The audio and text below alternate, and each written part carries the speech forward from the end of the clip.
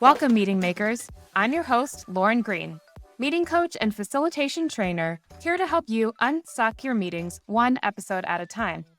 I've helped hundreds of professionals and organizations through leading inclusive, engaging, and productive meetings, and now I'm offering this podcast to help you do the same.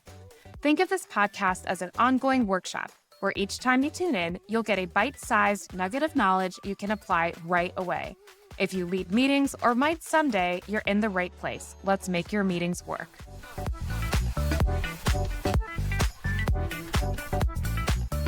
What's up, meeting makers? So let me just clear up something right in the beginning. Most of the time, the answer to the question, should we meet, is yes. I know that many of you out there thought that I was going to tell you that you should just all send emails instead of meet. But that's not what this is all about. It's not that we should not meet. It's just that we need to figure out how to meet and meet better. For one thing, email as a communication tool sucks. I'm sure that whenever emails were invented, that everyone thought it was an improvement to faxing or putting a memo inside of a pneumatic tube. But the thing is, emails are a text-based communication tool, and if you're familiar with Albert Mehrabian's communication studies, then you know that only 7% of true meaning can be perceived through text alone. The rest is a combination of tone, body language, and other forms of meaning making. What that means is that emails are only effective up to a certain point. When that point has been reached, and you all know when it is, you need to have an actual conversation. My background in marketing and communications taught me that people need to receive a message 7 different ways in order for them to fully comprehend and take an action on it. That means if you send an email and expect an action or buy-in, it's likely not going to happen until you take further initiative, such as having a real conversation with people. We'll get into all of that in a future conversation about strategic communications meetings and change management, but for now, simply put, email as a standalone communication tool doesn't hack it. Confidence comes with experience. A meeting coach will help you grow that confidence.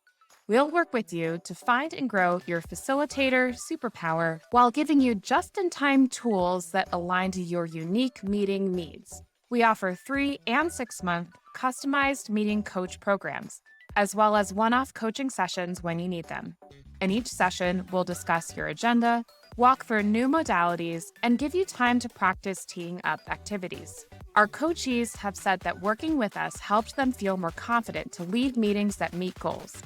If you love this podcast and want a one-on-one customized coach approach, visit makemeetings.work/contact to partner with us and make your meetings work. So why are you meeting anyway? Let's focus on meetings that would involve 3 or more people. The first common type of meeting is information sharing. Information sharing meetings include things like tag-ups, project kickoffs, team or organization onboarding, and even town halls or what some might call all-hands sessions. Then we have meetings to resolve conflict or clarify miscommunication. This might happen when a situation is so complex that email is no longer an effective way of resolving the situation. Maybe there's a problem between multiple team members that needs to be mediated, or a misunderstanding during a project that needs to be worked through. Perhaps there is a controversial change that needs to be discussed before implemented. Then there's meetings to help people get to know one another and build trust.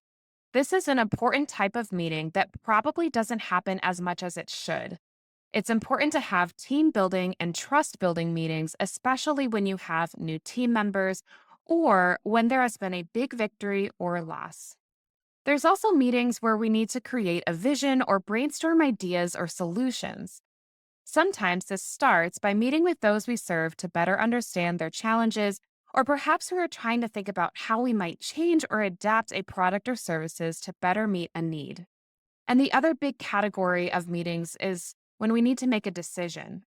This type of meeting is tricky, especially when it's not attached to a brainstorming meeting, and can be particularly difficult when it's unclear what the criteria are for decision making. More on that later.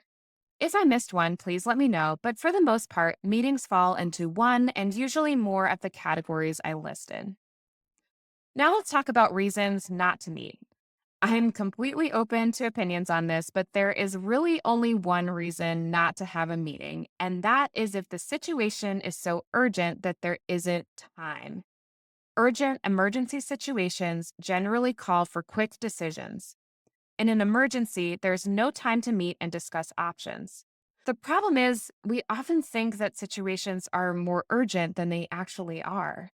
I know you're thinking about all the meetings on your calendar that seem meaningless. And I'm here to say that there's a reason they're on your calendar, and there are changes that can make them suck less and even make them worthwhile. For example, a daily tag up where 10 people take 20 minutes each to talk about what they're working on is probably not that effective. Maybe there are some norms that could be put into place to speed things up a bit and take longer conversations offline. Perhaps there is an organization town hall meeting that you've been required to attend, and you know that you're just going to be sitting there listening and receiving information. This meeting might be improved by engagement moments such as a poll or a Q&A activity where you might be able to participate more actively in the content. Perhaps you have an ongoing meeting on your calendar that always ends with confusion. Perhaps making sure that that meeting opens with clear outcomes and closes with a clear set of next steps and actions would make that meeting more effective. In other words, all meetings should be meetings, but all meetings could be better in some way. If you're listening to this podcast, you are signing up to be part of making meetings not only better, but actually work. Sure, maybe you can't change the whole organization, but you can take a small action in the environments that you are in to make things a little bit better. If you're ready to subscribe to you as the solution, keep listening. This podcast will provide tangible tools that, with a little bit of bravery and practice, will help you make meetings better, faster, more effective, and ultimately improve your time and well-being at work. Let's make your meetings work. This podcast was written by Lauren Green and produced by Caitlin Murray. If you enjoyed this episode, please take a few seconds to rate and review so future meeting makers can find our community.